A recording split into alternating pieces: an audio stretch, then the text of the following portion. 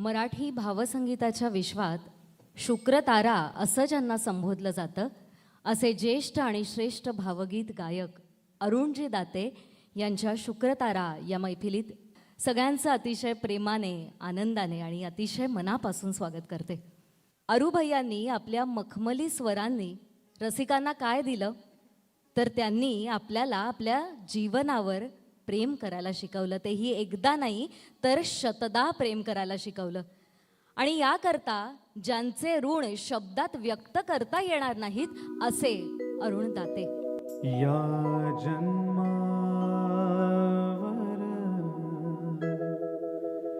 या जगण्यावर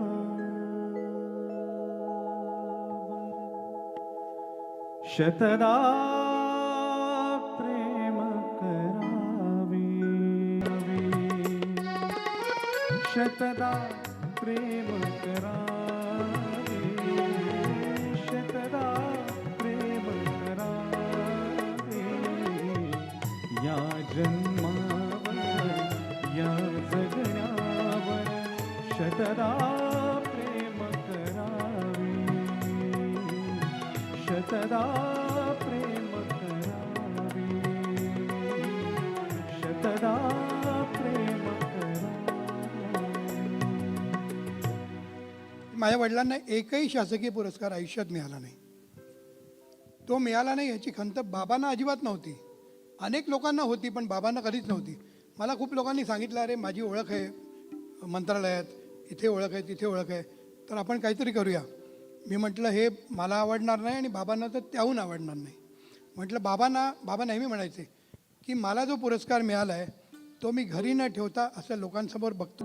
अधुरी एक कहाणी, अधुरी एक कहाणी, अधुरी एक कहाणी. बाबांबरोबर त्यांच्या 2750 प्रयोगांमध्ये जवळजवळ 115 गायिका बाबांबरोबर गायल्या सहगायिका म्हणून. त्याच्यातल्या एक होत्या रंजना जोगळेकर. जेव्हा ही अशी लावणी व्हायची तेव्हा बाबा म्हणतात की मला काही सुचायचं नाही की याच्यानंतर आता मी काय गायचं. ही भावगीत गायलं तरी ह्याचा जो नखरा आणि रिदम आणि सगळा असतो तो ह्याच्यानंतर असं वाटतं आपण खरं म्हणजे काही गाऊ नये. मग याच्यासाठी त्यांनी काय केलं, एकदा पाडगावकरांकडे गेले आणि पाडगावकरांना म्हणाले की असं असं होतं हो नेहमी, मला काहीतरी उपाय सांगायच्यावर. पाडगावकर म्हणे मी काय उपाय सांगणार, तुझा कार्यक्रम आहे, तू करतोस. तो म्हणे नाही पण एक काम करा, अशी ही जी लावणी होते त्यानंतर मला काही सुचत नाही खरं आहे, तुम्ही मला ह्याच्यावर एक तोडगा म्हणून लावणा लिहून द्या. पाडगावकर म्हणे लावणा हा शब्दच मी पहिल्यांदा ऐकला आहे. काही महिन्यांनी पाडगावकरांचा बाबांना फोन आला आहे की अरू मी तुझा लावणा तयार केला आहे आणि तो खळे साहेबांना दिला आहे. जपून चाल, जपून चाल पोरी, जपून चाल, जपून चाल पोरी, जपून चाल. बघणाऱ्या माणसाच्या जीवाचे हाल, बघणाऱ्या माणसाच्या जीवाचे हाल. पोरी जपून चाल, जपून चाल पोरी, जपून चाल, जपून चाल पोरी, जपून चाल.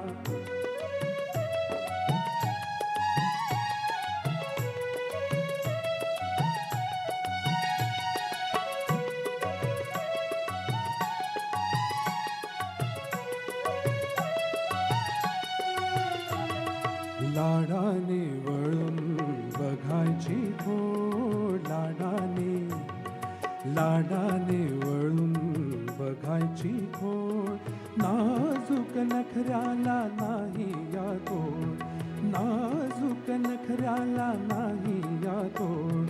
खैसात काजळ गुलाबी गाल पोरी, जपून चाल, जपून चाल पोरी, जपून चाल, जपून चाल पोरी, जपून चाल.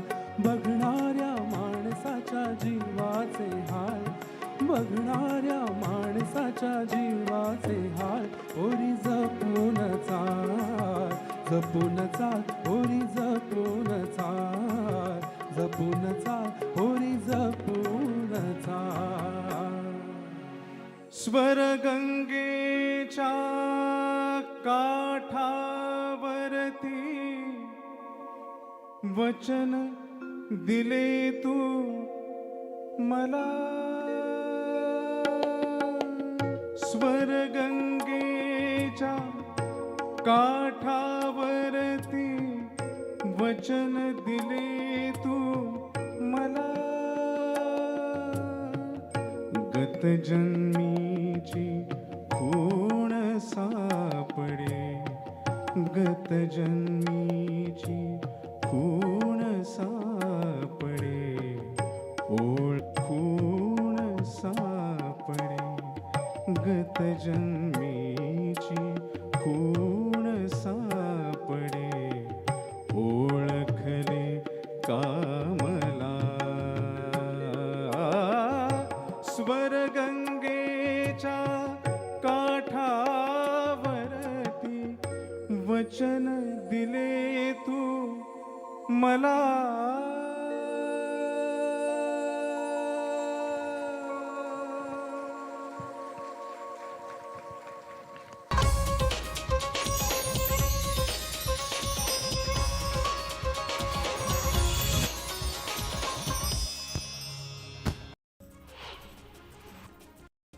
नीट 2022च्या निकालामध्ये IIBनं यंदा नवा उच्चांक प्रस्थापित करत गेल्या वर्षीच्या आपल्या निकालाची परंपरा खंडित केली.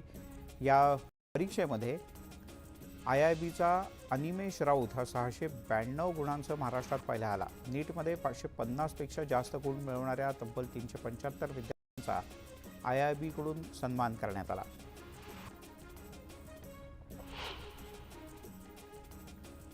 पंढरपुरात मनसेची गांधीगिरी दिसून आली. वारंवार मागणी करून सुद्धा खड्डे बुजवले जात नसल्यानं मनसेचे नेते दिलीप धोत्रे यांनी गांधीगिरी करत आमदार अवताडे यांच्या ऑफिसच्या समोर जे खड्डे होते तिथेच आंदोलनाचं हत्यार उपसलं. काही ठिकाणी बोर्ड लावले तर काही ठिकाणी हातात फावडं घेऊन कामाला सुरुवात केली.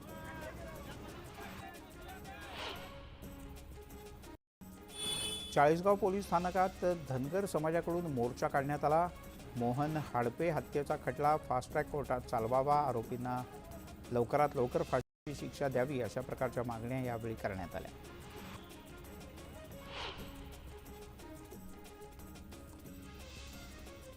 सोलापूर जिल्ह्याच्या करमाळा तालुक्यातील हिसरे इथे पुलाची उंची वाढवणं आणि फिरसे ते कोळगाव या रस्त्यावरचे खड्डे बुजवणं या मागणीसाठी युवा सेनेचे कार्यकर्ते प्रमुख झाल्याचं पाहायला मिळालं. कार्यकर्त्यांच्या वतीनं फिरसे इथे रास्ता रोको आंदोलन करण्यात आलं.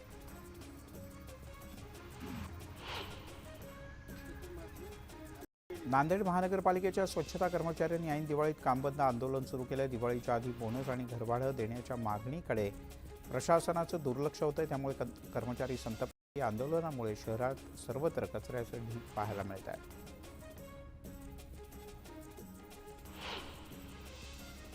गडचिरोलीमध्ये सूरजागड लोह खनिज प्रकल्पाच्या विरोधात काँग्रेसच्याकडून चक्काजाम आंदोलन करण्यात आलं. उत्खननामुळे होणाऱ्या नुकसानीची प्रदूषण महामंडळाकडून चौकशी व्हावी अशी मागणी या आंदोलनकर्त्यांच्या वतीनं करण्यात आली.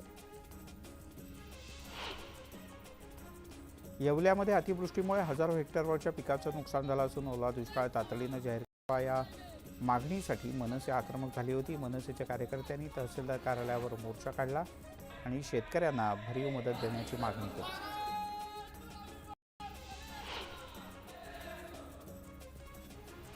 अतिवृष्टीग्रस्त शेतकऱ्यांना सरकारनं सरसकट मदत द्यावी या मागणीसाठी राष्ट्रवादीच्या पदाधिकाऱ्यांनी जामनेरच्या तहसीलदारांना मोर्चा काढून एक निवेदन दिलं. शेतकऱ्यांना हेक्टरी 35,000 रुपये मदत जाहीर करून शेतकऱ्यांच्या खात्यात हे पैसे लगेचच वर्ग करावेत अशी मागणी एका पत्रकामार्फत करण्यात आली होती.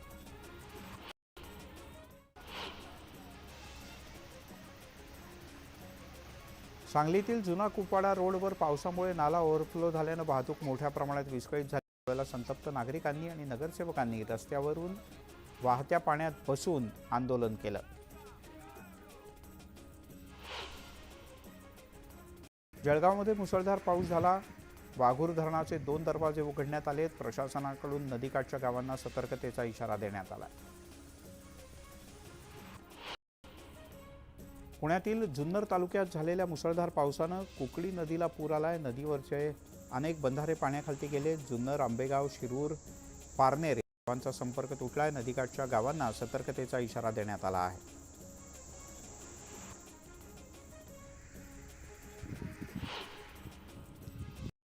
हिंगोलीच्या वसमत आणि औंढा नागनाथ तालुक्यात परतीच्या मुसळधार पावसामुळे पिकांचं मोठं नुकसान झालंय. अनेक शेतांमध्ये मोठ्या प्रमाणात वेचणीला आलेला कापूस या पावसामुळे पडलाय, तर काही ठिकाणी कापसाची बोंड पूर्णपणे सडून सुकून गेलेत.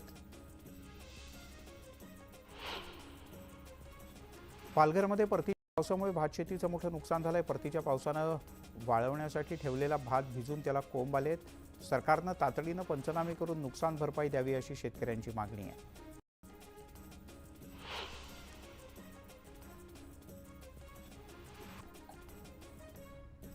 यवतमाळमध्ये मुसळधार पावसामुळे पिकांचं मोठं नुकसान झालं. अशातच जिल्हाधिकाऱ्यांनी संबंधित विभागाला 5 दिवसात पंचनामे पूर्ण करण्याच्या सूचना दिल्या आहेत.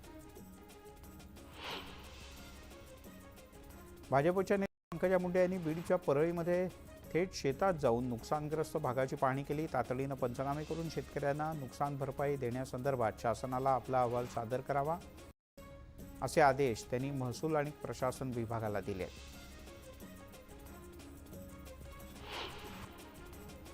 सरकारकडून अतिवृष्टीचे पैसे अद्याप मिळालेले नाहीत. शिधावाटप झालेले नाही. त्यामुळे सरकारनं फक्त घोषणा करू नये तर शेतकऱ्यांना सरसकट हेक्टरी 50,000 रुपयांची मदत द्यावी अशी मागणी माजी मंत्री अशोक चव्हाण यांनी केली. ते नांदेडमध्ये बोलत होते.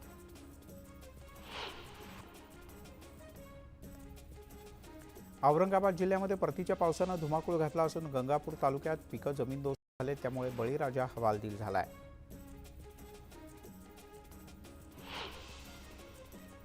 अमरावती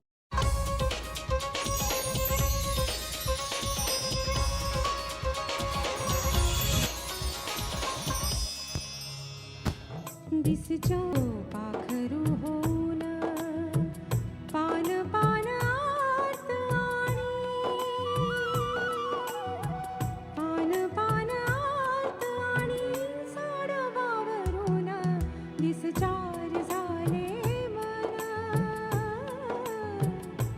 ओ पाखरू होऊन दिसचार झाले मन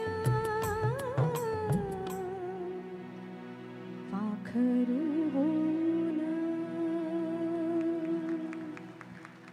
शुक्रतारा या गाण्याला 60 वर्ष.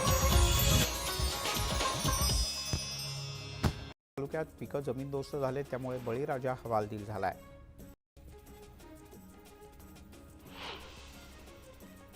अमरावतीच्या चांदूर बाजारमधल्या आश्रमशाळेमध्ये बसचा कोंडवाडा झाला. 17 सीटर बसमध्ये 57 विद्यार्थ्यांना कोंबून भरण्यात आलं होतं. सामाजिक कार्यकर्त्यांचा हा सगळा धक्कादायक प्रकार लक्षात आला. या प्रकरणी बसच्या मालकाला दंड ठोठावून सोडून देण्यात आलाय. धुळ्याचे पोलीस अधीक्षक प्रवीण कुमार पाटील यांची बदली करण्यात आली, तर संजय बारकुंड यांनी पदभार स्वीकारला. कायदा सुव्यवस्था अबाधित राखण्यासाठी आपण सर्वतोपरी प्रयत्न करू असं बारकुंड यांनी म्हटलं.